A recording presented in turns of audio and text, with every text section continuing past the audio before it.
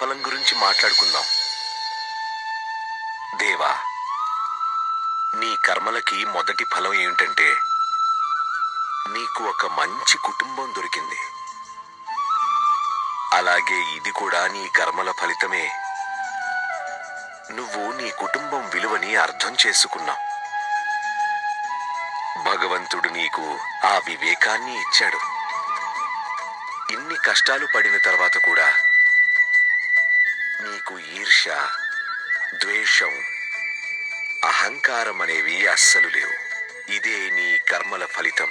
నువ్వు సుఖంగా నిద్రపోతావు, ప్రశాంతంగా నిద్రపోతావు.